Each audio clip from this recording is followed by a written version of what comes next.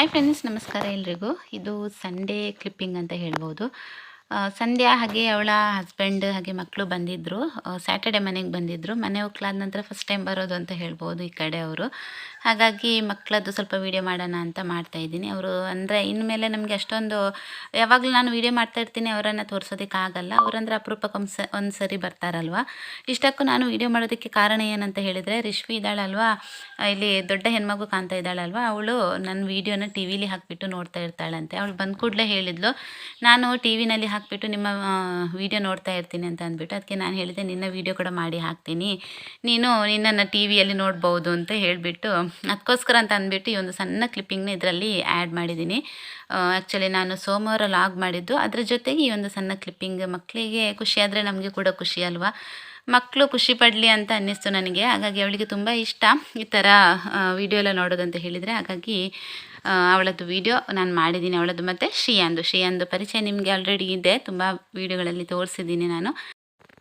ಹಾಗಾಗಿ ಅವಳ ಖುಷಿಗೆ ಅಂತ ಅಂದ್ಬಿಟ್ಟು ಈ ಒಂದು ಸಣ್ಣ ಕ್ಲಿಪ್ಪಿಂಗ್ನ ಆ್ಯಡ್ ಮಾಡ್ಕೊಂಡಿದ್ದೀನಿ. ಸಬ್ಸ್ಕ್ರೈಬ್ ಮಾಡ್ಲೇ ಬನ್ನಿ, ಸಬ್ಸ್ಕ್ರೈಬ್ ಲೈಕ್ ಮಾಡ್ಲೇ, ಲೈಕ್ ಮಾಡಿ, ಶೇರ್ ಮಾಡಿ, ಸಬ್ಸ್ಕ್ರೈಬ್ ಮಾಡಿ. ಹಾಗೆ ಇದು ಮಂಡೇ ಸಂಜೆ ಮೇಲೆ ನಾನು ಲಾಗ್ನ ಶುರು ಮಾಡ್ಕೊಂಡಿದ್ದೀನಿ. ಇವತ್ತು ಸಂಜೆ ಮನೆಗೆ ಮಕ್ಕಳು ಬರಬೇಕಿದ್ರೆ ರಾಗಿ ಅಂಬಲಿ ಮಾಡಿದೆ. ರಾಗಿ ಅಂಬಲಿ ನಾವು ರಾಗಿನ ರುಬ್ಬಿಟ್ಟು ಹಾಗೆ ತೆಂಗಿನ ತುರಿ ಕೂಡ ಒಟ್ಟಿಗೆ ಅದ್ರ ಜೊತೆಗೆ ಹಾಕಿ ರುಬ್ತೀವಿ. ಆಮೇಲೆ ಸೋಸ್ಕೊಂಡು ಬೆಲ್ಲ ಹಾಕಿ ಉಪ್ಪು ಹಾಕಿಬಿಟ್ಟು ಸ್ವಲ್ಪ ತುಪ್ಪ ಎಲ್ಲ ಹಾಕಿ ರಾಗಿ ಅಂಬಲಿ ಮಾಡೋದು. ನಮ್ಮ ಸೈಡಲ್ಲಿ ಇದೇ ಥರ ಜಾಸ್ತಿ ಮಾಡೋದು. ಹಾಗಾಗಿ ಅದನ್ನು ಮಕ್ಕಳಿಗೆ ಮಾಡಿಕೊಟ್ಟಿದ್ದೀನಿ. ನಿನ್ನೆ ಪೂರ್ತಿ ಚಿಕನ್ ತಿಂದಿದ್ದಾರಲ್ವ, ಸಂಡೇ ಅಲ್ವಾ, ಸಂಡೇ ಆಟಿ ಅಮಾವಾಸ್ಯೆ ಇತ್ತಲ್ವ, ಚೆನ್ನಾಗಿ ತಿಂದಿದ್ದಾರೆ ಚಿಕನ್ನು. ಹಾಗಾಗಿ ತುಂಬ ಬಾಡಿ ಹೀಟ್ ಆಗಿರುತ್ತೆ ಅಂತ ಅಂದ್ಬಿಟ್ಟು ಇವತ್ತು ರಾಗಿ ಅಂಬಲಿ ಮಾಡಿಕೊಡೋಣ, ಬೇರೆ ಏನು ಮಾಡೋದು ಬೇಡ ಅಂತ ಅಂದ್ಬಿಟ್ಟು ಮಾಡಿದ್ದೆ. ಹಾಗೆ ಮಕ್ಕಳು ಕೂಡ ಮನೆಗೆ ಬಂದರು, ರಾಗಿ ಅಂಬಲಿ ಎಲ್ಲ ತಿಂದು ಓದೋದು ಬರೆಯುವಂಥ ಕೆಲಸಗಳನ್ನೆಲ್ಲ ಮಾಡ್ತಾ ಇದ್ದಾರೆ. ನಾನು ಇವತ್ತು ತುಂಬಾ ಬಿಸಿಲಿತ್ತಲ್ವ, ತುಂಬ ಚೆನ್ನಾಗಿ ಬಟ್ಟೆ ಒಣಗಿಸಿದ್ದೀನಿ. ಇದು 3ನೇ ರೌಂಡ್ ಅಂತ ಹೇಳ್ಬೋದು. ಅಂದರೆ ಬೆಳಿಗ್ಗೆ ಒಗ್ದಂತಹ ಬಟ್ಟೆಗಳೆಲ್ಲ ಒಂದು 3 ರಿಂದ 4 ದಿವಸ ಹಿಂದೆ ಒಗ್ದಂತಹ ಬಟ್ಟೆಗಳು ಹಾಗೆ ಇತ್ತು, ಒಣಗಿರಲಿಲ್ಲ. ಇವತ್ತೊಂದು 3ನೇ ರೌಂಡ್ ಇದನ್ನು ಹಾಕಿಬಿಟ್ಟು ಇವಾಗ ತೆಗಿತಾ ಇದ್ದೀನಿ. ತುಂಬ ಒಂದು ರಾಶಿ ಗಟ್ಟಲೆ ಬಟ್ಟೆ ಇತ್ತು ಅಂತ ಹೇಳ್ಬೋದು. ಹಾಗೆ ಸಂಜೆ ಮೇಲೆ ಸ್ವಲ್ಪ ಒದ್ದೆ ಇತ್ತು ಕೆಲವೊಂದು ಬಟ್ಟೆಗಳು, ಎಲ್ಲ ಬಟ್ಟೆಗಳು ಅಷ್ಟೊಂದು ಚೆನ್ನಾಗಿ ಒಣಗಲಿಲ್ಲ. ಇದೆಲ್ಲ ಬೆಳಿಗ್ಗೆ ಒಗ್ದಂತಹ ಬಟ್ಟೆಗಳು, ಅದು ಅಷ್ಟು ಚೆನ್ನಾಗಿ ಒಣಗಲಿಲ್ಲ. ಹಾಗೆ ಸ್ವಲ್ಪ ಒದ್ದೆ ಇತ್ತು, ಅದನ್ನೆಲ್ಲ ತೆಗೆದು ಕಾರ್ ಶೆಡ್ಡಲ್ಲಿ ಹಾಕ್ತಾಯಿದ್ದೀನಿ. ಎಷ್ಟು ಜಾಗ ಇದ್ದರೂ ಸಾಕಾಗಲ್ಲ ನಮಗೆ. ಹಳ್ಳಿಯವರಿಗೆ ಏನಾದರೂ ಒಂದು ಸ್ವಲ್ಪ ಜಾಗ ಇರುತ್ತೆ, ಆ ಕಡೆ ಈ ಕಡೆ ಶೆಡ್ಡೆಲ್ಲ ಇರುತ್ತೆ, ಅದರಲ್ಲೆಲ್ಲ ಹಾಕೋದಕ್ಕಾಗತ್ತೆ. ಈ ಪೇಟೆಯವರು ಯಾವ ಥರ ಬಟ್ಟೆ ಒಣಗಿಸ್ತಿರೋ ಗೊತ್ತಿಲ್ಲ. ಎಷ್ಟು ವಾಷಿಂಗ್ ಮಿಷಿನ್ ಇದ್ದರೂ ಕೂಡ ಅದರಲ್ಲಿ ಪೂರ್ತಿಯಾಗೇನು ಒಣಗೋದಿಲ್ಲ ಅಲ್ವಾ, ಸ್ವಲ್ಪ ಸ್ವಲ್ಪ ಹಾಗೆ ಒದ್ದೆ ಇರುತ್ತೆ. ಅದನ್ನು ಎಲ್ಲಿ ಹಾಕಿ ಒಣಗಿಸ್ತಾರೋ ಖಂಡಿತವಾಗ್ಲೂ ಗೊತ್ತಾಗಲ್ಲ ನನಗೆ. ಒಂದೊಂದು ಸಲ ಅನಿಸುತ್ತೆ, ಪೇಟೆ ಜೀವನ ಎಷ್ಟು ಕಷ್ಟ ಮಳೆಗಾಲದಲ್ಲಿ, ಬಟ್ಟೆಗಳದ್ದೇ ಒಂದು ದೊಡ್ಡ ಕಿರಿಕಿರಿ ಅಂತ ಅನ್ನಿಸ್ತಾ ಇತ್ತು. ಸೊ ಹಾಗಾಗಿ ಸ್ವಲ್ಪ ಒದ್ದೆ ಇರುವಂತಹ ಬಟ್ಟೆಗಳನ್ನೆಲ್ಲ ಇಲ್ಲಿ ಹಾಕ್ತಾಯಿದ್ದೀನಿ. ಇದು ನಾಳೆ ಇಲ್ಲ ಅಂತ ಹೇಳಿದರೆ ನಾಡಿದ್ದು ಒಣಗತ್ತೆ. ಹಾಗೆ ನಮ್ಮ ಹಸ್ಬೆಂಡ್ ಏನು ಮಾಡ್ತಾರೆ ಅಂತ ಹೇಳಿದರೆ, ಈ ಥರ ಕಾರು ನಿಲ್ಲಿಸಿರ್ತಾರಲ್ವ, ಅದರದ್ದು ಗ್ಲಾಸ್ ಏನಿದೆ, ವಿಂಡೋ ಗ್ಲಾಸ್ ಏನಿದೆ ನೋಡಿ, ಅದನ್ನು ಅರ್ಧ ಓಪನ್ ಮಾಡಿ ಇರ್ತಾರೆ. ಅಂದರೆ ಗಾಳಿ ಹೋಗಲಿ ಒಳಗಡೆ ಅಂತ ಅಂದ್ಬಿಟ್ಟು. ಗಾಳಿ ಹೋದರೆ ಅಷ್ಟೊಂದು ಸ್ಮೆಲ್ ಬರಲ್ಲ. ಇಲ್ಲ ಅಂತ ಹೇಳಿದರೆ ಒಂದು ಸಲಕ್ಕೆ ನಾವು ಎಲ್ಲಿಗಾದರೂ ಹೋಗಬೇಕಿದ್ರೆ ಅದು ಒಳಗಡೆ ಒಂಥರ ಬೂಸ್ಟ್ ಹಿಡಿದು ಸ್ಮೆಲ್ ಥರ ಬರ್ತಾ ಇರುತ್ತೆ ಅಂತ ಅಂದ್ಬಿಟ್ಟು ಈ ಥರ ಓಪನ್ ಮಾಡಿರ್ತಾರೆ. ಮೊನ್ನೆ ಒಂದು ಸಲ ನೋಡಬೇಕಿದ್ರೆ ಕಾರಿನೊಳಗಡೆ ಬೆಕ್ಕು ಇತ್ತು ಅಂತ ಆದ್ವಿ ಹೇಳ್ತಾ ಇದ್ಲು. ಆಮೇಲೆ ಮಗ ಬಂದು ಅದನ್ನು ಓಡಿಸಿದಂತೆ. ಎಷ್ಟು ಚೆನ್ನಾಗಿ ಮಲಗಿತ್ತು ಗೊತ್ತಾ ಬೆಕ್ಕು ಅಂತ ಹೇಳ್ತಾ ಇದ್ಲು ಆದ್ವಿ. ಖುಷಿ ಆಯಿತು, ಅದಕ್ಕೆ ಒಳ್ಳೆ ಸೀಟ್ ಸಿಕ್ಕಿದೆ ಅಂತ ಹೇಳ್ತಾ ಇದ್ಲು. ಇವತ್ತು ವಾಪಸ್ ನೋಡಬೇಕಿದ್ರೆ ವಾಪಸ್ ಹಾಗೆ ಅರ್ಧ ಗ್ಲಾಸ್ನ ಓಪನ್ ಮಾಡಿ ಇಟ್ಟಿದ್ದಾರೆ. ಹಾಗಾಗಿ ಮಗನನ್ನು ಕರೆದು ಒಂದು ಸಲ ಇದನ್ನು ಸಲ ಗ್ಲಾಸ್ ಕ್ಲೋಸ್ ಮಾಡು ಅಂತ ಹೇಳ್ತಾ ಇದ್ದೆ ನಾನು. ವಾಪಸ್ ಏನಾದರೂ ಹೋಗಿದೆ ಒಳಗಡೆ, ನನಗೆ ತುಂಬ ಭಯ ಈ ಥರ ಗ್ಲಾಸ್ ಸ್ವಲ್ಪ ಓಪನ್ ಇಡೋದು ಅಂತ ಹೇಳಿದರೆ ಭಯ ನನಗೆ. ಬೆಕ್ಕು ಹೋದರೂ ಪರವಾಗಿಲ್ಲ, ಹೊರಗಡೆ ಬರುತ್ತೆ, ಏನಾದರೂ ಹಾವು ಏನಾದರೂ ಹೋಗುತ್ತೆ ಒಳಗಡೆ ಅಂತ ಅಂದ್ಬಿಟ್ಟು ತುಂಬ ಭಯ. ಇವತ್ತು ಬೇರೆ ನಮ್ಮ ಮನೆ ಒಳಗಡೆ ಹಾವು ಬಂದಿತ್ತು. ನನಗೆ ಎಲ್ಲಿ ಹೋದರೂ ಕೂಡ ಅದೇ ಕಾಣ್ತಾ ಇತ್ತು. ಹಾವಂತ ಹೇಳಿದರೆ ಈ ತೆಂಗಿನ ಮರದಲ್ಲೆಲ್ಲ ಇರುತ್ತಲ್ವಾ, ತಾರಿಮಡಲೆ ಅಂತ ಹೇಳ್ತಾರೆ ನಮ್ಮ ತುಳು ಭಾಷೆಯಲ್ಲಿ. ಆ ಹಾವು ಬಂದಿತ್ತು. ಅದು ಫಸ್ಟ್ ಟೈಮ್ ನಮ್ಮ ಮನೆ ಒಳಗಡೆ ಇಷ್ಟ ತನಕ ಯಾವ ಹಾವು ಕೂಡ ಬಂದಿರಲಿಲ್ಲ. ಅದು ಎಲ್ಲಿಂದ ಬಂತು ಅನ್ನೋದೇ ಗೊತ್ತಾಗಿಲ್ಲ ನನಗೆ. ಮತ್ತು ನಮ್ಮ ರಿಲೇಷನ್ಸ್ ಎಲ್ಲ, ಮನೆ ಅಕ್ಕಪಕ್ಕದವರೆಲ್ಲ ನಮ್ಮವರು ಇರೋದಲ್ವ, ಎಲ್ಲರೂ ಬಂದು ಆ ಹಾವನ್ನು ಓಡಿಸಿದ್ರು. ಹಾಗಾಗಿ ಇವತ್ತು ತುಂಬ ಭಯ ಆಗ್ತಾಯಿತ್ತು. ಎಲ್ಲಿ ನೋಡಿದರೂ ಕೂಡ ಅದು ಅದೇ ಕಾಣ್ತದೇನೋ ಅಂತ ಅನ್ನಿಸ್ತಾ ಇತ್ತು. ಸೊ ಹಾಗಾಗಿ ಕಾರಿನೊಳಗಡೆ ಎಲ್ಲ ನಾನು ಬಗ್ಗಿ ನೋಡ್ತಾ ಇದ್ದೆ, ಏನಾದರೂ ಹೋಗಿದೆ ಒಳಗಡೆ ಅಂತ ಅಂದ್ಬಿಟ್ಟು. ಹಾಗೆ ಇವಾಗ ಬಟ್ಟೆಗಳನ್ನೆಲ್ಲ ಒಳಗಡೆ ತಂದುಬಿಟ್ಟು ರಾಶಿ ಹಾಕಿಬಿಟ್ಟು ಆದ್ವಿ ಸ್ವಲ್ಪ ಹೆಲ್ಪ್ ಮಾಡ್ತಾ ಇದ್ದಾಳೆ ನನಗೆ. ಅವಳು ಸ್ಕೂಲಿಂದ ಬಂದು ಇನ್ನೂ ಸ್ನಾನ ಮಾಡಿಲ್ಲ, ಯೂನಿಫಾರ್ಮ್ ಚೇಂಜ್ ಮಾಡಲಿಲ್ಲ. ನೀರು ಸ್ವಲ್ಪ ಬಿಸಿ ಆಗಲಿ ಅಂತ ಅಂದ್ಬಿಟ್ಟು ವೆಯ್ಟ್ ಮಾಡ್ತಾ ಇದ್ದಾಳೆ, ನಂತರ ಸ್ನಾನ ಮಾಡ್ತೀನಿ ಅಂತ ಅಂದ್ಬಿಟ್ಟು. ಹಾಗೆಯೇ ನಾನು ಬಟ್ಟೆಗಳನ್ನು ಮಡಿಸಿಡ್ತಾ ಇದ್ದೀನಿ. ಇದು ಡೈಲಿ ಮಾಡುವ ಕೆಲಸ ಅಲ್ವಾ. ಇವಾಗಂತೂ ಈ ಥರ ರಾಶಿ ಬಟ್ಟೆ ಒಂದೇ ಸಲಕ್ಕೆ ಮಡ್ಚೋದಕ್ಕೆ ಸಿಕ್ಕಿದೆ ನನಗೆ. ಹಾಗೆ ಒಂದು ಅರ್ಧ ಗಂಟೆ ಆಯಿತು ಅಂತ ಹೇಳ್ಬೋದು ಇದನ್ನೆಲ್ಲ ಮಡಿಸಿ ಅದರ ಜಾಗಕ್ಕೆ ತೆಗೆದಿಡಬೇಕಾದ್ರೆ. ನಂತರ ಇಲ್ಲಿ ನಾನು ಚೆನ್ನಾಗಿ ಬಿಸಿಲು ಬಂದಿತ್ತಲ್ವ, ಎಷ್ಟು ಖುಷಿ ಆಯಿತು ಅಂತ ಹೇಳಿದರೆ ನನಗೆ ಇವತ್ತು ತುಂಬಾ ಖುಷಿಯಾಗಿದೆ. ಅಂಗಳ ಪೂರ್ತಿ ಚೆನ್ನಾಗಿ ಡ್ರೈ ಆಗಿದೆ ಅಲ್ವಾ, ಸಂಜೆ ಮೇಲೆ ಗುಡ್ಸೋಣ ಅಂತ ಅಂದ್ಕೊಂಡಿದ್ದೆ ನಾನು. ಹಾಗೆ ಸಂಜೆ ಪೂರ್ತಿಯಾಗಿ ಡ್ರೈ ಆಗಿತ್ತು. ಒಂದು 2.5 ತಿಂಗಳಾಯಿತು ಅಂತ ಅನಿಸುತ್ತೆ ಈ ರೀತಿ ಪೂರ್ತಿಯಾಗಿ ಅಂಗಳ ಡ್ರೈ ಆಗಿದೆ. ಹಾಗೆ ಅದನ್ನು ಚೆನ್ನಾಗಿ ಗುಡಿಸಿ ಕ್ಲೀನ್ ಮಾಡೋಣ ಅಂತ ಅಂದ್ಬಿಟ್ಟು ಕ್ಲೀನ್ ಮಾಡ್ತಾಯಿದ್ದೀನಿ. ನನಗೆ ಈ ಥರ ಅಂಗಳೆಲ್ಲ ಕ್ಲೀನ್ ಮಾಡೋದು ಅಂತ ಹೇಳಿದರೆ ತುಂಬ ಖುಷಿ. ನಮ್ಮದು ಅಂಗಳ ಬೇರೆ ತುಂಬಾ ದೊಡ್ಡದಿದೆ. ಒಂದು ಸಲ ಪೂರ್ತಿಯಾಗಿ ಕ್ಲೀನ್ ಮಾಡಿ ಆ ಸೈಡ್ ಈ ಸೈಡ್ ಎಲ್ಲ ಮನೆ ಸುತ್ತ ಕ್ಲೀನ್ ಮಾಡಿದಾಗ ತುಂಬಾ ಬ್ಯಾಕ್ ಪೇನ್ ಕೂಡ ಬರುತ್ತೆ ನನಗೆ. ಹಾಗೆ ಇವಾಗ ಇದು ರಾತ್ರಿ ವಾಪಸ್ ವ್ಲಾಗ್ನ ಕಂಟಿನ್ಯೂ ಮಾಡ್ತಾಯಿದ್ದೀನಿ. ಸ್ನಾನ ಎಲ್ಲ ಆಗಿಲ್ಲ ಇನ್ನೂ ಕೂಡ. ಆದ್ವಿ ಹಾಗೆ ಆಯುಷ್ ಸ್ನಾನ ಎಲ್ಲ ಮಾಡಿದರು. ನಾನು ಸ್ವಲ್ಪ ಕೆಲಸ ಇತ್ತು, ಅಡುಗೆ ಕೆಲಸ ಎಲ್ಲ ಮುಗಿಸಿ ಆಮೇಲೆ ಸ್ನಾನ ಮಾಡೋಣ ಅಂತೇಳಿ ಇವಾಗ ಅಡುಗೆ ಕೆಲಸನ ಶುರು ಮಾಡ್ಕೊಂಡಿದ್ದೀನಿ. ಈಗ ಒಂದು ಸೈಡಲ್ಲಿ ನಾನು ಚಿಕನ್ ಸಾರು ಮಾಡೋದಕ್ಕೆ ಮಸಾಲೆ ರುಬ್ಬೋದಕ್ಕೆ ರೆಡಿ ಮಾಡ್ತಾಯಿದ್ದೀನಿ. ಹಾಗೆ ಇನ್ನೊಂದು ಸೈಡಲ್ಲಿ ಅನ್ನ ಬೇಯೋದಕ್ಕೆ ಇಟ್ಟಿದ್ದೀನಿ. ಇವತ್ತು ವೈಟ್ ರೈಸ್ ಮಾಡಿದ್ದೀನಿ, ತುಂಬ ಸಮಯ ಆಯಿತು ವೈಟ್ ರೈಸ್ ಮಾಡೋದೆ. ಹಾಗಾಗಿ ಇವತ್ತು ಮಾಡುವ ಅಂತ ಮಾಡ್ತಾಯಿದ್ದೀನಿ. ಇಲ್ಲಿ ನಾನು ಬಾಣಲೆಗೆ ಒಂದು ದೊಡ್ಡ ಗೆಡ್ಡೆ ಈರುಳ್ಳಿ, ಹಾಗೆ 2 ಟೇಬಲ್ ಸ್ಪೂನಷ್ಟು ಕೊತ್ತಂಬರಿ, 2 ಹಸಿಮೆಣಸು, ಆಮೇಲೆ ಒಂದು 4ರಿಂದ 5 ಬ್ಯಾಡಗಿ ಮೆಣಸು ಇಷ್ಟನ್ನು ಹಾಕಿ ಇದನ್ನು ಫ್ರೈ ಮಾಡ್ಕೋಬೇಕು.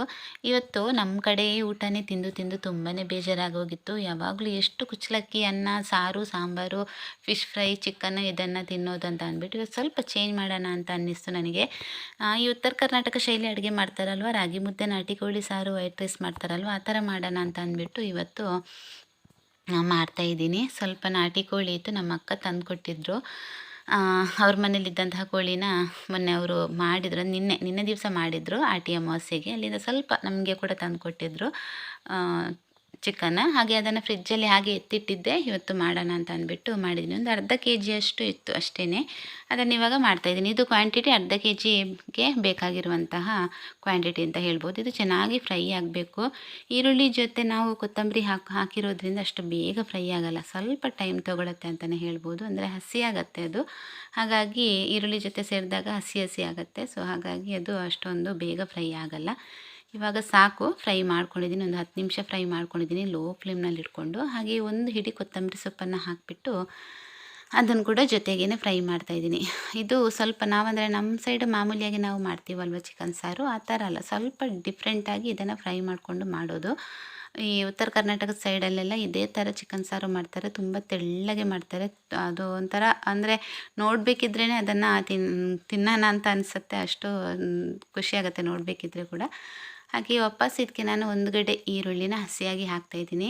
ಸ್ವಲ್ಪ ಬೆಳ್ಳುಳ್ಳಿ, ಹಾಗೆ ಒಂದು 2 ಪೀಸ್ ಚಕ್ಕೆ, ಹಾಗೆ 2 ಪೀಸ್ ಲವಂಗ ಇಷ್ಟನ್ನು ಹಾಕಿಬಿಟ್ಟು ಇವಾಗ ಇದನ್ನು ಹುರಿಲಿಕ್ಕಿಲ್ಲ, ಗ್ಯಾಸ್ನ ಆಲ್ರೆಡಿ ನಾನು ಆಫ್ ಮಾಡ್ಕೊಂಡಿದ್ದೀನಿ. ಆಫ್ ಮಾಡ್ಕೊಂಡು ಆದ ನಂತರ ಇದನ್ನು ಹಾಕಿಬಿಟ್ಟು ಜಸ್ಟ್ ಇದನ್ನು ಮಿಕ್ಸ್ ಮಾಡೋದು ಅಷ್ಟೇ. ಇದು ಇವತ್ತಿನ ಈ ಒಂದು ಚಿಕನ್ ಸಾರಿಗೆ ಒಂದು ಡಿಫ್ರೆಂಟಾಗಿ ಟೇಸ್ಟ್ ಕೊಡುವಂಥದ್ದು ಅಂತ ಹೇಳಿದರೆ ಇದೆ. ಅಂದರೆ ಹಸಿ ಮಸಾಲೆನ ಹಾಕ್ತೀವಲ್ವ ಅದು. ನಂತರ ನಾನು ಅದನ್ನು ರುಬ್ಕೊಂಡಿದ್ದೀನಿ. ರುಬ್ಬೇಕಿದ್ರೆ ನಾನು ಅದಕ್ಕೆ ಸ್ವಲ್ಪ ಹುಣಸೆ ಹಣ್ಣನ್ನು ಕೂಡ ಹಾಕ್ಕೊಂಡಿದ್ದೀನಿ. ಸ್ವಲ್ಪ ಟೇಸ್ಟಿಗೆ ಎಷ್ಟು ಬೇಕೋ ಅಷ್ಟು ಹುಣಸೆ ಹಣ್ಣನ್ನು ಹಾಕ್ಬಿಟ್ಟು ಅದನ್ನು ನೀಟಾಗಿ ರುಬ್ಕೊಂಡಿದ್ದೀನಿ.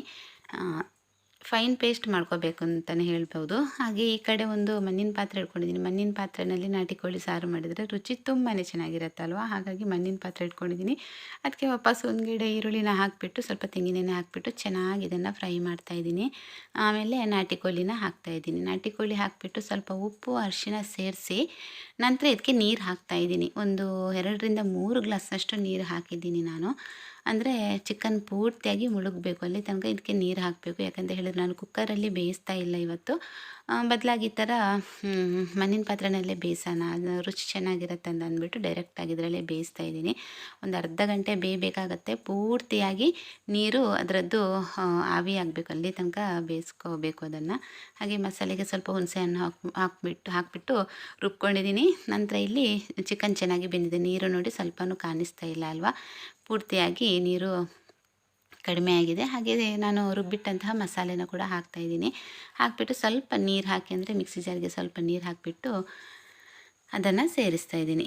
ನಂತರ ಇದಕ್ಕೆ ಹಾಕಬೇಕಾಗಿರೋದು ತೆಂಗಿನಕಾಯಿ ಹಾಲು. ತೆಂಗಿನಕಾಯಿ ಹಾಲು ಕೂಡ ಅಷ್ಟೇ, ಇದಕ್ಕೊಂದು ಒಳ್ಳೆ ಟೇಸ್ಟ್ ಕೊಡುತ್ತೆ.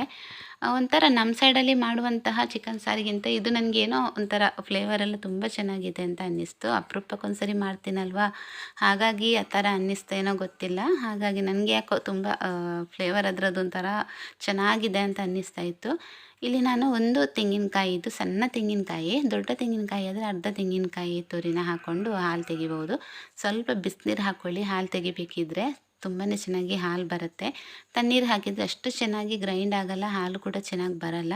ಸ್ವಲ್ಪ ಬಿಸಿನೀರು ಹಾಕಿಬಿಟ್ಟು ನೀವು ಗ್ರೈಂಡ್ ಮಾಡಿದರೆ ತುಂಬ ಒಳ್ಳೆಯದು. ಯಾವಾಗಲೂ ಅಷ್ಟೇ ತೆಂಗಿನಕಾಯಿ ಹಾಲು ತೆಗಿಬೇಕಿದ್ರೆ ಸ್ವಲ್ಪ ಬಿಸಿನೀರು ಹಾಕ್ಕೊಂಡು ತೆಗೆದ್ರೆ ತುಂಬ ಒಳ್ಳೆಯದು. ಈಗ ಎಷ್ಟು ತೆಳ್ಳಗೆ ಬೇಕೋ ಅಷ್ಟು ತೆಳ್ಳಗೆ ಮಾಡೋದಕ್ಕೆ ನಾನು ತೆಂಗಿನಕಾಯಿ ಹಾಲನ್ನೇ ನಾನು ಬಳಸ್ತಾ ಇದ್ದೀನಿ ಇಲ್ಲಿ. ಇವಾಗ ನೋಡಿ ಇಷ್ಟು ತೆಳ್ಳಗೆ ಮಾಡ್ಕೊಂಡಿದ್ದೀನಿ. ರಾಗಿ ಮುದ್ದೆಗೆ ಯಾವಾಗಲೂ ಅಷ್ಟೇ ನಾನು ನೋಡ್ತಾ ಇರೋ ಹಾಗೆಯೇ, ಅಂದರೆ ತುಂಬ ತೆಳ್ಳಗಿರುತ್ತೆ ರಾಗಿ ಮುದ್ದೆಗೆ ಮಾಡುವಂತಹ ಚಿಕನ್ ಸಾರು ತುಂಬ ತೆಳ್ಳಗಿರುತ್ತೆ. ಹಾಗಾಗಿ ನಾನು ಕೂಡ ತುಂಬ ತೆಳ್ಳಗೆ ಮಾಡ್ತಾಯಿದ್ದೀನಿ ಇವತ್ತು. ಸ್ವಲ್ಪ ಲೈಟ್ ಗ್ರೀನ್ ಕಲರಲ್ಲಿ ಕಾಣಿಸ್ತಾ ಇದೆ ಅಲ್ವಾ.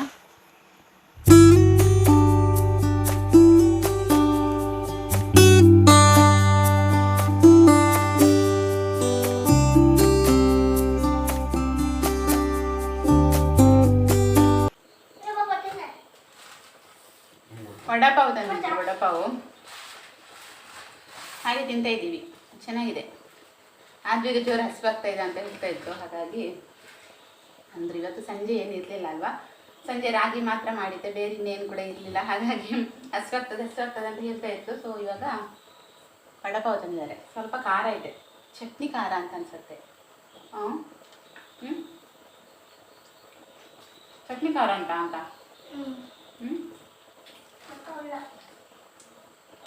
ಈ ಮೆಣಸು ತಿನ್ನೋದಂತ ಹೇಳಿದ್ರೆ ತುಂಬ ಇಷ್ಟ ನನಗೆ.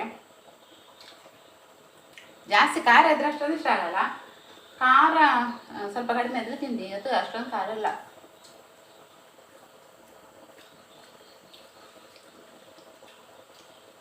ಅಷ್ಟು ಖಾರ ಇಲ್ಲ,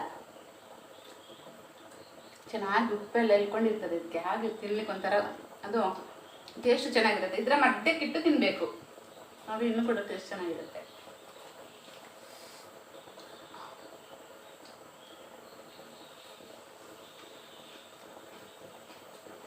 ಎರಡೆರಡು ತಿಂದು, ಒಂದು ಅವಳದ್ದು ಇನ್ನೊಂದು ಅವಳ ಅಪ್ಪಂದು, ಒಂದು ಅವಳದ್ದು ಇನ್ನೊಂದು ಅವಳ ಅಪ್ಪಂದು, 2 ವಡಾಪಾವ್ ತಿಂದಾಳೆ. ಈಗ ಅನ್ನ ರೆಡಿ ಆಯ್ತು. ಇವತ್ತು ವೈಟ್ ರೈಸ್ ಮಾಡಿದ್ದೀನಿ. ಯಾವಾಗಲೂ ಕುಚ್ಚಲಕ್ಕಿ ಊಟ ಮಾಡ್ತೀವಲ್ವ, ಇವತ್ತು ಸ್ವಲ್ಪ ಡಿಫ್ರೆಂಟ್ ಆಗಿರಲಿ ಅಂದರೆ ನಾನು ಸ್ವಲ್ಪ ಉತ್ತರ ಕರ್ನಾಟಕ ಸೈಡೆಲ್ಲ ಮಾಡ್ತಾರಲ್ವ ಅಡುಗೆ, ಆ ಥರ ಅಡುಗೆನ ಇವತ್ತು ಮಾಡೋಣ ಅಂತ ಅಂದ್ಬಿಟ್ಟು ಮಾಡ್ತಾಯಿದ್ದೀನಿ. ನಮ್ಮ ಸೈಡಲ್ಲಿ ಮಾಮೂಲಿಯಾಗಿ ಕುಚ್ಚಲಕ್ಕಿ ಅನ್ನ ಯಾವಾಗಲೂ ಇದ್ದಿದ್ದೆ, ಚಿಕನ್ ಸಾರು ಈ ಥರ ಎಲ್ಲ ಮಾಡ್ತಾಯಿರ್ತೀವಿ. ಹಾಗೆ ಇವತ್ತು ಸಂಜೆ ಆದ್ರೂ ಸ್ನಾನ ಮಾಡಿ ದೀಪ ಹಚ್ಚಿದ್ಲು ದೇವರಿಗೆ. ಹಾಗೆ ಫ್ರೂಟ್ಸ್ ಕೂಡ ತಂದಿದ್ರು ಅವಳಪ್ಪ, ಅದನ್ನು ಸ್ವಲ್ಪ ಕ್ಲೀನ್ ಮಾಡಿಬಿಟ್ಟು ದೇವರಿಗೆ ಇಟ್ಟಿದ್ದಾಳೆ. ಒಳಗಡೆ ದೀಪ ಹಚ್ಚಿ ಹೊರಗಡೆ ತುಳಸಿ ಕಟ್ಟೆಗೆ ದೀಪ ಇಟ್ಟು ಉದ್ಬತ್ತಿಯಿಂದ ಆರತಿ ಎಲ್ಲ ಮಾಡಿ ಆಮೇಲೆ ಇವಾಗ ಅಡುಗೆ ಮನೆಗೆ ಬಂದಿದ್ದಾಳೆ. ಏನು ಮಾಡ್ತಾಯಿದ್ದಾಳೆ ಅಂತ ತೋರಿಸ್ತೀನಿ. ಏನೋ ಕೆಲಸ ಮಾಡ್ತಾಯಿದ್ದಾಳೆ.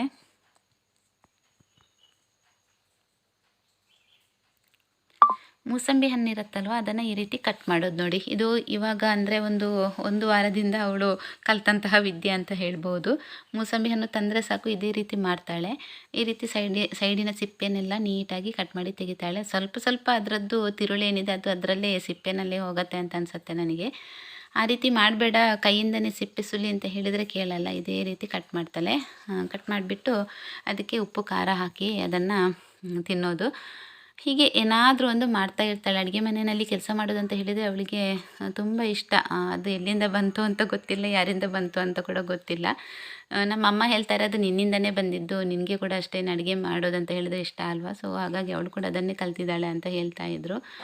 ಹಾಗಾಗಿ ರಜೆಯಲ್ಲಿದ್ದರೂ ಅಷ್ಟೇ, ರಜೆಯಲ್ಲಿ ಮನೇಲಿ ಇರಬೇಕಿದ್ರೂ ಏನಾದರೂ ಒಂದು ಮಾಡ್ತಾ ಇರ್ತಾಳೆ ಅಡುಗೆ ಮನೆಯಲ್ಲಿ. ನನಗೆ ಭಯ, ಗ್ಯಾಸಲ್ಲಿ ಅಡುಗೆ ಮಾಡ್ತಾಳಲ್ವ, ಏನು ಮಾಡ್ತಾಳೆ ಅಂತ ಅಂದ್ಬಿಟ್ಟು ನನ್ನನ್ನು ಮೊದಲು ಹೇಳ್ತಾಳೆ, ನೀವು ಅಡುಗೆ ಮನೆಗೆ ಬರಬೇಡಿ, ನಾನು ಅಡುಗೆ ಮನೆಯಲ್ಲಿ ಕೆಲಸ ಮಾಡ್ತೀನಿ ಅಂತ, ನನಗೆ ಸ್ವಲ್ಪ ಕೆಲಸ ಇದೆ ಅಂತ ಹೇಳ್ತಾಳೆ. ಹಾಗಾಗಿ ನಾನು ಅವಳನ್ನೇ ಬಿಡ್ತೀನಿ. ಆದರೂ ಒಂದು ಕಣ್ಣಿಟ್ಟಿರ್ತೀನಿ ಅವಳ ಮೇಲೆ. ಅಂದರೆ ಗ್ಯಾಸಲ್ಲಿ ಅಡುಗೆ ಮಾಡೋದಲ್ವ, ಸಣ್ಣ ಹುಡುಗಿ ಅಲ್ವಾ, ಮಕ್ಕಳಿಗೆ ಸರಿಯಾಗಿ ಗೊತ್ತಾಗಲ್ಲ ಆಫ್ ಮಾಡಿದ್ದೀನೋ ಇಲ್ವಾ ಅಂತ ಅಂದ್ಬಿಟ್ಟು ಗ್ಯಾಸನ್ನೆಲ್ಲ. ಹಾಗಾಗಿ ನೋಡ್ತಾ ಇರ್ತೀನಿ, ಬಟ್ ಅಡುಗೆ ಮನೆಗೆ ಹೋಗಲ್ಲ. ಅವಳಂದರೆ ಅವಳಿಗೆ ಅಡುಗೆ ಮಾಡಬೇಕಿದ್ರೆ ಪಾತ್ರೆ ಎಲ್ಲ ತುಂಬ ಆ ಕಡೆ ಈ ಕಡೆ ಎಲ್ಲ ಹರಡಿರ್ತಾಳೆ. ನನಗೆ ಅದನ್ನು ನೋಡಿದರೆ ಸಿಟ್ಟು ಬರುತ್ತೆ. ನಾನು ಅವಳಿಗೆ ಈ ರೀತಿ ಯಾಕೆ ಮಾಡ್ತೀಯಾ ಅಂತ ಹೇಳ್ತೀನಿ. ಹಾಗಾಗಿ ನನ್ನನ್ನು ನೀವು ಬರೋದೇ ಬೇಡ, ನಾನು ಮಾಡಿಬಿಟ್ಟು ಕ್ಲೀನ್ ಮಾಡಿಬಿಟ್ಟು ಆಮೇಲೆ ಹೊರಗೆ ಬರ್ತೀನಿ ಅಂತ ಹೇಳ್ತಾಳೆ. ಹಾಗಾಗಿ ನಾನು ಹೋಗಲ್ಲ, ಹೊರಗಡೆಯಿಂದನೇ ಸ್ವಲ್ಪ ಅವಳಿಗೆ ಹೇಳ್ತಾ ಇರ್ತೀನಿ, ಆ ಥರ ಮಾಡು ಈ ಥರ ಮಾಡು ಅಂತ ಅಂದ್ಬಿಟ್ಟು. ಸೊ ಈ ರೀತಿ ಮೂಸಂಬಿ ಹಣ್ಣನ್ನು ಕಟ್ ಮಾಡಿ ತುಂಬ ಚೆನ್ನಾಗಿ ಉಪ್ಪು ಖಾರ ಎಲ್ಲ ಹಾಕಿಬಿಟ್ಟು ತಿನ್ನೋದು.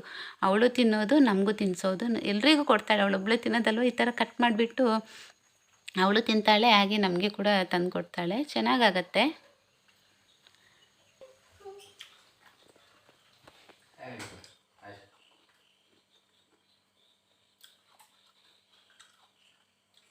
ಮೂಸಂಬಿ ಹಣ್ಣು ಯಾವಾಗಲೂ ಹುಳಿ ಇರುತ್ತಲ್ವ, ಅದರ ಜೊತೆಗೆ ಸ್ವಲ್ಪ ಉಪ್ಪು ಖಾರ ಸೇರಿಸಿ ತಿಂದರೆ ತುಂಬಾ ಸಖತ್ತಾಗಿರುತ್ತೆ. ನೀವು ಕೂಡ ಒಂದ್ಸಲ ಟ್ರೈ ಮಾಡಿ. ಇದು ಈ ಮೂಸಂಬಿ ಹಣ್ಣು ಇದು ಆರೆಂಜ್ ಥರ ಬರುತ್ತೆ. ಇನ್ನೊಂದು ಮೂಸಂಬಿ ಯಾವ ಥರ ಬರುತ್ತೆ ಅಂತ ಟ್ರೈ ಮಾಡಿಲ್ಲ ನಾವು. ಇದು ಮಾತ್ರ ಸಖತ್ತಾಗತ್ತೆ, ಒಂದ್ಸಲ ನೀವೂ ಟ್ರೈ ಮಾಡಿ. ಈಗ ಇಲ್ಲಿ ಅನ್ನ ಆಯಿತು, ಸಾರು ಕೂಡ ರೆಡಿ ಆಯಿತು. ಹಾಗೆ ರಾಗಿ ಮುದ್ದೆ ಮಾಡೋಣ ಅಂತ ಇವಾಗ ರೆಡಿ ಮಾಡ್ತಾಯಿದ್ದೀನಿ. ತುಂಬ ಸಮಯ ಆಯಿತು ನಾನು ರಾಗಿ ಮುದ್ದೆ ಮಾಡಿದೆ. ರಾಗಿ ಮುದ್ದೆ ಮಾಡೋದಕ್ಕೆ ಬರುತ್ತೆ ನನಗೆ, ಅಷ್ಟೊಂದು ಪರ್ಫೆಕ್ಟ್ ಅಂತ ಹೇಳಲ್ಲ ನಾನು ನನ್ನನ್ನು. ಅಷ್ಟು ಬೇಗ ಮಾಡ್ತಾರಲ್ವ, ತುಂಬ ಫಾಸ್ಟಾಗಿ ಮಾಡ್ತಾರೆ, ಆ ಥರ ಎಲ್ಲ ಮಾಡೋದಕ್ಕಾಗಲ್ಲ. ನನಗೆ ಯಾವ ರೀತಿ ತಿಳಿದಿದೆಯೋ ಅದೇ ರೀತಿ ಮಾಡ್ತೀನಿ. ಮೊದಲೆಲ್ಲ ನಾನು ಯಾವ ಥರ ಮಾಡ್ತಾಯಿದ್ದೆ ಅದೇ ಥರ ಮಾಡ್ತೀನಿ. ಅಷ್ಟು ಅಂದರೆ ನಾವು ನಮ್ಮ ಸೈಡ್ ಕಡಿಮೆ ಅಲ್ವ, ಈ ಥರ ಕಾನ್ಸೆಪ್ಟೇ ಕಡಿಮೆ ನಮ್ಮ ಸೈಡಲ್ಲಿ. ರಾಗಿ ಮುದ್ದೆ ಎಲ್ಲ ಮಾಡಲ್ಲ ಯಾರೂ. ನನಗೆ ಯಾಕೋ ತುಂಬ ಇಷ್ಟ. ಹಾಗೆ ನಮ್ಮ ಹಸ್ಬೆಂಡ್ ಹಾಗೆ ನನ್ನ ಮಗನಿಗಂತೂ ತುಂಬ ಇಷ್ಟ. ಅವನು ತುಂಬ ಇಷ್ಟಪಡ್ತಾನೆ ರಾಗಿ ಮುದ್ದೆ ಅಂತ ಹೇಳಿದರೆ. ಹಾಗಾಗಿ ಅಂದರೆ ಚಿಕನ್ ಸಾರೆಲ್ಲ ಇದ್ದಾಗ ಮಾತ್ರ ಮಾಡ್ತೀನಿ. ಸಾಂಬಾರು ಜೊತೆಗಂತೂ ನಮ್ಗೆ ಅದನ್ನು ತಿನ್ನೋದಕ್ಕೆ ಸಾಧ್ಯನೇ ಇಲ್ಲ. ನಾನು ಮಾಡೋದು ಕೂಡ ಇಲ್ಲ. ಸಾಂಬಾರು ಜೊತೆ ಎಲ್ಲ ಮಾಡ್ತಾರಲ್ವ, ಬಸ್ಸಾರಿನ ಜೊತೆ ಎಲ್ಲ ತಿಂತಾರೆ. ಬಸ್ಸಾರೆಲ್ಲ ನಮ್ಮ ಸೈಡಲ್ಲಿ ನಾವು ಕಡಿಮೆ ಮಾಡೋದು. ಹಾಗಾಗಿ ಚಿಕನ್ ಮಾಡಿದಾಗ ಮಾಡ್ತೀನಿ ಈ ಥರ ರಾಗಿ ಮುದ್ದೆ. ಇವತ್ತಂತೂ ನಾನು ನಾಟಿ ಕೋಳಿ ಸಾರು ಮಾಡಿದ್ದೆ ಅಲ್ವಾ, ಸೊ ಅದು ತುಂಬ ಚೆನ್ನಾಗಿರುವಂಥ ಕಾಂಬಿನೇಷನ್ ಅಲ್ಲ ರಾಗಿ ಮುದ್ದೆ ಜೊತೆಗೆ ಅಂತ ಅಂದ್ಬಿಟ್ಟು ಇವತ್ತು ರಾಗಿ ಮುದ್ದೆ ಮಾಡ್ತಾಯಿದ್ದೀನಿ. ತೊಂದರೆ ಇಲ್ಲ, ಕರೆಕ್ಟಾಗಿ ಬಂತು. ಇವಾಗ ನೋಡ್ತಾ ಇರ್ಬೋದು ನೀವು, 2.5 ಕಪ್ ನಾನು ಹಿಟ್ಟು ತೊಗೊಂಡಿದ್ದಲ್ವ, ಅದರಲ್ಲಿ 3 ಮುದ್ದೆನ ಮಾಡ್ಕೋಬೋದು. ಅಂದರೆ ನಾವು ತುಂಬ ಜಾಸ್ತಿ ಏನು ತಿನ್ನೋದಕ್ಕಾಗಲ್ಲ ನಮಗೆ, ಒಂದು ಚಿಕ್ಕ ಮುದ್ದೆನ ತಿಂತೀವಿ ಅಷ್ಟೇ. ಜಾಸ್ತಿ ಆದರೆ ಅದು ಬೇಡ ಅಂತ ಅನ್ನಿಸ್ತಾ ಇರ್ತದೆ. ಅಂದರೆ ನಾವು ಅಷ್ಟೊಂದು ತಿಂದು ಅಭ್ಯಾಸ ಇಲ್ಲ ಅಲ್ವಾ, ಸೊ ಹಾಗಾಗಿ. ಆದರೂ ಆರೋಗ್ಯಕ್ಕೆ ಮಾತ್ರ ತುಂಬ ಒಳ್ಳೆಯದಲ್ವ ಸ್ನೇಹಿತರೆ ಈ ರಾಗಿ ಮುದ್ದೆ. ಎಷ್ಟು ಬ್ಯಾಲೆನ್ಸಾಗಿ ಇಡುತ್ತೆ ಅಂತ ಹೇಳಿದರೆ ಹೊಟ್ಟೆನ, ತುಂಬ ಹೊತ್ತು ಹಸಿವೆ ಕೂಡ ಆಗಲ್ಲ ತಿಂದರೆ. ಒಂದು ಮುದ್ದೆ ತಿಂದರೆ ಸಾಕು, ಮಧ್ಯಾಹ್ನ ತನಕ ಒಂದು ಚೂರು ಹಸಿವಾಗಲ್ಲ. ಆಮೇಲೆ ಬಾಡಿ ಹೀಟೆಲ್ಲ ಆಗಿರುತ್ತಲ್ವ, ಆವಾಗೆಲ್ಲ ತುಂಬ ಒಳ್ಳೆಯದು. ತುಂಬಾ ಒಂದು ಬ್ಯಾಲೆನ್ಸ್ ಮಾಡುತ್ತೆ, ನಮ್ಮ ಬಾಡಿ ಹೀಟಾಗಿರೋದನ್ನೆಲ್ಲ ಕಡಿಮೆ ಮಾಡುತ್ತೆ. ಅಂದರೆ ತುಂಬ ಚಿಕನ್ ಜೊತೆಗಂತೂ ತುಂಬ ಚೆನ್ನಾಗಿರುತ್ತೆ. ಚಿಕನ್ ಹೇಗೂ ಹೀಟ್ ಅಲ್ವ, ಅದರ ಜೊತೆಗೆ ರಾಗಿ ಮುದ್ದೆ ತಿಂದರೆ ತುಂಬ ತಂಪಾಗಿಡುತ್ತೆ ಬಾಡಿನ ಅಂತ ಹೇಳ್ಬೋದು. ಸೊ ಈ ರೀತಿ ಎಲ್ಲ ಮಾಡ್ತಾಯಿದ್ದೀನಿ. ಮಾಡಿಬಿಟ್ಟು ಮುದ್ದೆ ಮಾಡ್ತಾಯಿದ್ದೀನಿ. ಸ್ವಲ್ಪ ಕೈ ಬಿಸಿ ಆಗುತ್ತಲ್ವ, ಅದಕ್ಕೆ ಸ್ವಲ್ಪ ನೀರು ತಾಗಿಸ್ಬಿಟ್ಟು ನಾನು ಈ ಥರ ಉಂಡೆ ಕಟ್ತಾಯಿದ್ದೀನಿ.